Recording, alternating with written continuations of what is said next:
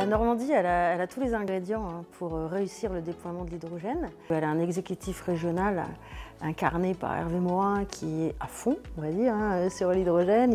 Et puis, on a surtout, aujourd'hui, on concentre un tiers de la consommation nationale. Et à côté de ça, on a un territoire extrêmement propice. Cette belle artère qui est la Seine, ce littoral avec des ports maritimes et surtout la structure Aropa. Plus on a d'usages différenciés, plus on va pouvoir avoir des prix le plus bas, puisqu'on va créer des synergies, on va coupler par exemple de l'usage maritime avec de l'usage fluvial, avec du transport routier, vous voyez. Le point que je voudrais vraiment ajouter, parce que là c'est typique de la Normandie, c'est que pour faire de l'hydrogène renouvelable, il faut des ENR. Et nous, on a quoi? On a tous les ENR, c'est-à-dire qu'on a le solaire autant que les Allemands, on a de l'éolien terrestre et on a de l'offshore. Du coup, on a de quoi mettre de la source ENR pour produire par électrolyse ce vecteur énergétique.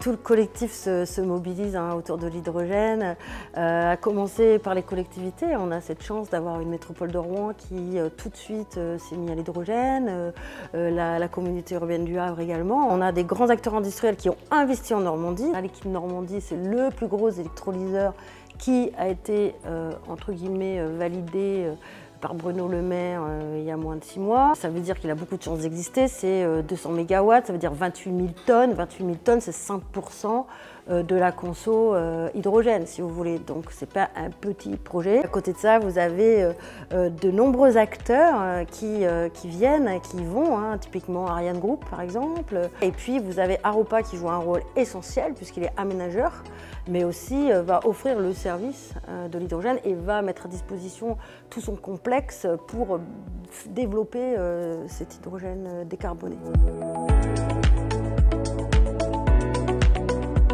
Le projet Elementa, c'est un projet d'usage. C'est une barge en fait qui est mobile, qui va stocker en fait de l'hydrogène pour à la fois faire du soûtage d'hydrogène à des bateaux, puisque c'est une barge, et à la fois va avoir une pile à combustible et donc va produire de l'électricité. Et le but étant d'électrifier des quais. Ce qui est passionnant, c'est de créer une filière de A à Z, et y compris créer les compétences qui vont avec. En gros, les projets, c'est soit de la production, soit de la station, mais il faut des usages. Et puis bien sûr, il y a tout ce qui est technologique, ceux qui font de la pile à combustible. Vous avez aussi Ivia à Renault, Renault qui fait des piles à combustible, qui fait un électrolyseur, et surtout des véhicules master pour utilitaire hydrogène.